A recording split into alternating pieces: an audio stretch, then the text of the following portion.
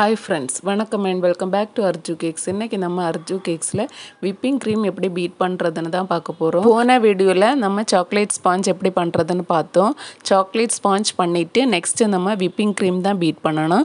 So இந்த வீடியோல நம்ம டீடைலா எப்படி பீட் பண்றதுன்னு பார்க்கலாம் வாங்க. whipping creamல நிறைய பிராண்ட் இருக்கு. இது வந்து எல்லா பேக்கரி ஷாப்ஸ்லயும் அவேலபிளா இருக்கும். நீங்க whipping cream வாங்குனீங்கன்னா ஃபர்ஸ்ட் அத ஃப்ரீசர்ல தான் ஸ்டோர் பண்ணனும். எப்ப நீங்க பீட் பண்ண போறீங்களோ அதில இருந்து ஒரு 12 hours முன்னாடி அந்த whipping cream ஃப்ரீசர்ல இருந்து எடுத்து ஃப்ரிட்ஜில் டோரில் ஸ்டோர் பண்ணிக்கோங்க. whipping cream நம்ம வாங்கும்போது நல்ல திக்கான கன்சிஸ்டன்சியில் தான் இருக்கும்.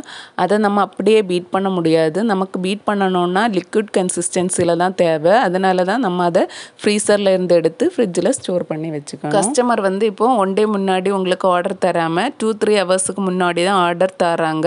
உங்களுக்கு 2-3 ஹவர்ஸில் கேக் டெலிவர் பண்ணணும் அப்படின்னா நீங்கள் ஃபஸ்ட்டு கேக் பேக் பண்ணுறதுக்கு முன்னாடி இந்த whipping cream எடுத்து ஃப்ரீசரில் இருந்து எடுத்து வெளியே வச்சுக்கோங்க. நார்மல் ரூம் டெம்பரேச்சரில் வச்சுக்கோங்க. நீங்கள் கேக் பேக் பண்ணுறதுக்குள்ளே இது வந்து நார்மல் ரூம் டெம்பரேச்சரில் இருந்து கொஞ்சம் லிக்விடாக மாறி இருக்கு. அதுக்கப்புறமா எடுத்து நீங்கள் பீட் பண்ணிக்கலாம். நான் வந்து லாஸ்ட்டு 2 இயர்ஸாக ஃபியோனா whipping cream தான் யூஸ் பண்ணிகிட்டு இருக்கேன். இந்த க்ரீம் வந்து டேஸ்ட்டு நல்லா இருக்கும். ஸோ இன்றைக்கி நம்ம ஃபியோனா whipping cream தான் எப்படி பீட் பண்ணுறதுன்னு பார்க்க போகிறோம். எந்த பிராண்டாக இருந்தாலுமே அதில் கொடுத்துருப்பாங்க இன்ஸ்ட்ரக்ஷன்ஸ் எப்படி பீட் பண்ணணும்னு.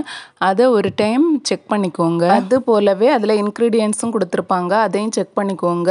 அதில் வந்து வெண்ணிலா எசன்ஸ் ஆட் பண்ணியிருக்கா இல்லையா அப்படின்னு, சுகர் ஆட் பண்ணியிருக்கா எல்லாமே ஒரு டைம் செக் பண்ணிக்கோங்க. இனி நீங்கள் பீட் பண்ண போகிற 2 பிளேடு எந்த பாத்திரத்தில் பீட் பண்ண போகிறீங்களோ அந்த பவுல் ரெண்டுமே ஒரு அரை மணி நேரம் ஃப்ரிட்ஜில் வச்சு நல்லா கூலாக விட்டுட்டு எடுத்து யூஸ் பண்ணுங்க. பிகினர்ஸ்னால் ஸ்டீல் பாத்திரம் யூஸ் பண்ணுறது நல்லது. கொஞ்சம் கூலிங் நிறைய நேரம் நிற்கும். அதுக்காக whipping cream வந்து நீங்கள் ஃப்ரிட்ஜில் டோரில் இருந்து வச்சுருப்பீங்கல்ல, அந்த whipping cream இப்படி வெளியே எடுத்துட்டு நம்ம விப் பண்ண போகிறதுக்கு முன்னாடி இந்த மாதிரி நல்லா ஷேக் பண்ணிக்கணும். ஷேக் பண்ணலைன்னா அதோட பாட்டமில் வந்து கொஞ்சம் திக்காக இருக்கும் லாஸ்ட்டில். அதனால் நல்லா ஷேக் பண்ணிவிட்டு நம்ம பீட் பண்ண யூஸ் பண்ணலாம். எந்த பிராண்டு whipping cream இருந்தாலும் இந்த மாதிரி கவரில் தான் கிடைக்கும். ஸோ நான் காமிக்கிற மாதிரி ஓப்பன் பண்ணிக்கோங்க.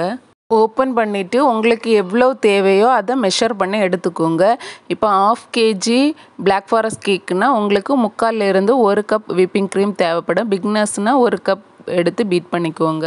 இப்போது whipping cream இந்த மாதிரி மெஷர் பண்ணி எடுத்துட்டு ஃபஸ்ட்டு வேலையாக அதை எப்படி ஓப்பன் பண்ணிங்களோ அதே மாதிரி க்ளோஸ் பண்ணி ஒரு ரப்பர் பேண்ட் போட்டு நீங்கள் நெக்ஸ்ட்டு உடனே யூஸ் பண்ணுறீங்கன்னா ஃப்ரிட்ஜோட டோர்லையும் இல்லை லேட் ஆகுன்னா ஃப்ரீசர்லையும் ஸ்டோர் பண்ணிக்கோங்க. நான் இதில் எந்த எசன்ஸு சுகர் எதுவுமே ஆட் பண்ண மாட்டேன். எல்லாமே இதில் ஆட் பண்ணியிருக்கு. உங்களுக்கு தேவைன்னா இந்த டைமில் வெண்ணிலா எசன்ஸும் அது கூடவே சுகரும் சேர்த்துக்கோங்க. நீங்கள் சேர்த்துட்டு பீட் பண்ண ஸ்டார்ட் பண்ணிக்கோங்க. பீட் பண்ணும்போது ஃபஸ்ட்டு பீட்ரோட ஃபஸ்ட்டு ஸ்பீடில் போட்டுக்கோங்க. போட்டுட்டு நீங்கள் பீட் பண்ணணும். நீங்கள் அப்படி பீட் பண்ணும்போது இந்த whipping creamல இருந்து கொஞ்சம் பபிள்ஸ் வரும். அப்படி பபிள்ஸ் வந்தோன்னா கரெக்டாக whipping cream கரெக்டான கன்சிஸ்டன்சியில் இருக்குன்னு அர்த்தம். இப்போது ஒரு மினிட் இல்லைன்னா அந்த whipping cream நம்ம சேர்த்த whipping cream double the quantity அப்படின்னா நம்ம சேர்த்ததை விட 1 மடங்கு கூட ஆகும் வர அதே மாதிரி 1 ஸ்பீட்லேயே போட்டு பீட் பண்ணிக்கணும். நீங்கள் இப்போ ஃபஸ்ட் டைமாக பீட் பண்ணுறீங்க, ஒரு 1/4 கப் எடுத்து நம்ம பீட் பண்ணி பார்ப்போம் அப்படின்னு நீங்கள் பீட் பண்ணிங்கன்னா கண்டிப்பாக whipping cream பீட் பண்ண முடியாதுன்னு whipping cream கரெக்டான கன்சிஸ்டன்சியில் நமக்கு பீட் பண்ணி கிடைக்காது. அதனால் நீங்கள் ஃபஸ்ட் டைம் ட்ரை பண்ணுறீங்கன்னா ஒரு 3/4 கப் இல்லைன்னா 1 கப் வச்சு ட்ரை பண்ணுங்கள். அப்போ தான் whipping cream வந்து கரெக்டான கன்சிஸ்டன்சியில் நம்ம பீட் பண்ணி எடுக்க முடியும். நான் இன்றைக்கி இந்த பீட் பண்ணுற டைமிங்கில் வந்து எந்த எடிட்டிங்கும் குடிக்கல. கரெக்டாக அதை நான் எப்படி வீடியோ எடுத்தேனோ அப்படியே தான் போஸ்ட் பண்ணியிருக்கேன். ஸோ டைமிங் வந்து கரெக்டாக எனக்கு ஒரு 3.5 நிமிஷத்துக்கிட்ட ஆச்சு 3/4 கப் பீட் பண்ணி எடுக்கிறதுக்கு. இப்போது இந்த whipping cream வந்து டபுள் த குவான்டிட்டி ஆகிருக்கு. அதனால் நான் அதை ஸ்டாப் பண்ணிவிட்டு அதை செகண்ட் ஸ்பீடுக்கு போட்டு இப்போ பீட் பண்ணிகிட்டு இருக்கேன். செகண்ட் ஸ்பீடில் ஒரு மினிட் இல்லைன்னா அது கொஞ்சம் திக்காக ஆரம்பிக்கும். அந்த ஸ்டேஜில் வந்து நீங்கள் தேர்டு ஸ்பீடுக்கு மாற்றிக்கோங்க.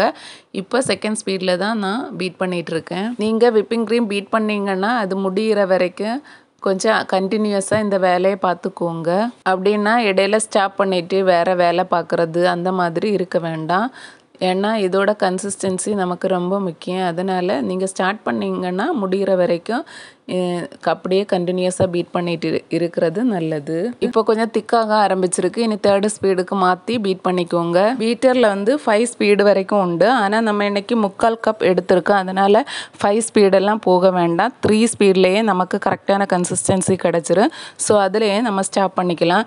நீங்கள் இப்போ 1.5 கப் 2 கப் எடுக்கிறீங்கன்னா தான் 5 ஸ்பீடு வரைக்கும் போய் பீட் பண்ணணும். இந்த 3rd ஸ்பீட்லேயே உங்களுக்கு கொஞ்சம் கஷ்டமாக இருக்கும் நீங்கள் பீட் பண்ணுறதுக்கு. கொஞ்சம் டைட்டாக பிடிச்சி இழுத்த மாதிரி இருக்கும் பீட் பண்ணும்போது.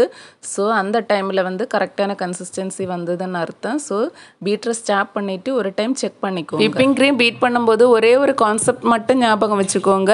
அதை வந்து மீடியம் ஸ்பீட்லேயே தான் நம்ம பீட் பண்ணணும். ஹை ஸ்பீடுக்கு போய் பீட் பண்ணக்கூடாது. அதுதான் இதோட கான்செப்ட். நீங்கள் அதை மட்டும் புரிஞ்சுக்கிட்டிங்கன்னா கண்டிப்பாக உங்களுக்கு கரெக்டான கன்சிஸ்டன்சியில் பீட் பண்ணி எடுக்க முடியும்.